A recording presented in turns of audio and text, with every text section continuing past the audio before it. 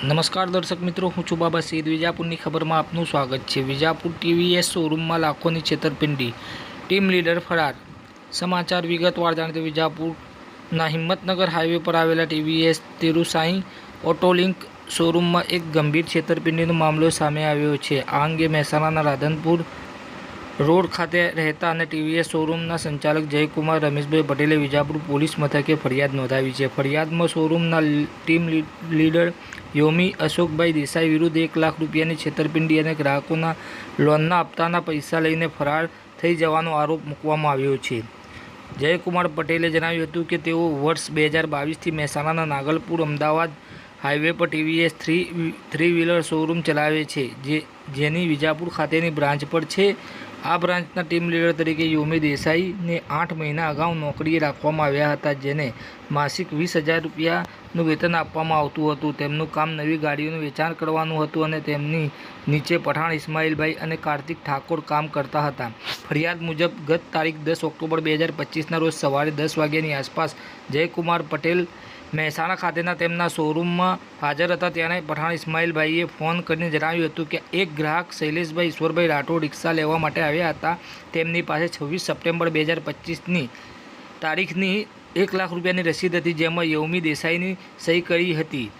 ગ્રાહકે રિક્ષાની ડિલિવરી માંગી હતી, પરંતુ શોરૂમના ખાતામાં આ રકમ જમા થયેલી ન હોવાનું જણાવ્યું હતું. તપાસ કરતાં જાણવા મળ્યું કે યોમી દેસાઈએ ગ્રાહકને ડિલિવરીની ખાતરી આપી હતી, પરંતુ તેમણે શોરૂમ અને ગ્રાહકના ફોન ઉપાડવાનું બંધ કરી દીધું હતું અને આ રકમ લઈને ફરાર થઈ ગયા હતા.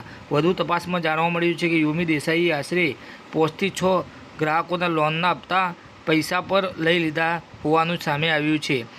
આ ઘટનાને લઈને વિજાપુર પોલીસે ટીવીએસના ટીમ લીડર એવા યોમી દેસાઈ સામે વિશ્વાસભંગ અને છેતરપિંડી સહિતની કલમો હેઠળ ગુનો નોંધી તપાસ હાથ ધરી છે અને આરોપી યોમી દેસાઈની શોધખોળ આદરી છે. પોલીસે જણાવ્યું છે કે આ મામલે વધુ તપાસ ચાલુ છે અને ગ્રાહકોની ફરિયાદોના આધારે આગળની કાર્યવાહી કરવામાં આવશે. આ ઘટનાથી સ્થાનિક વેપારીઓ અને ગ્રાહકોમાં ચિંતાનો માહોલ જોવા મળી રહ્યો છે. મારું નામ ઇસ્માઇલ પઠાણ છે. હું ટીવીએસ કંપનીના શોરૂમમાં કામ કરું છું અને સેલ્સમેન તરીકે ફરજ બજાવું છું. અને અમારે ભાઈ બીજા છે કાર્તિકભાઈ, અમે બંને જણા સેલ્સમેન તરીકે કામ કરીએ છીએ. અમારી ઉપર જે નામ છે યોમીભાઈ, એ અમારા ટીમ લીડર હતા. એમની સાથે અમે હાથના નીચે અમે બધું કામ કરીએ છીએ.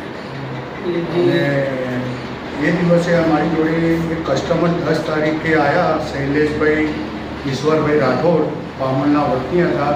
એ બપોરે મારી જોડે આવ્યા અને મને કહે કે હું ગાડી લેવા આવ્યો છું અને એમને 1 લાખ રૂપિયા જમા કરાયા હતા.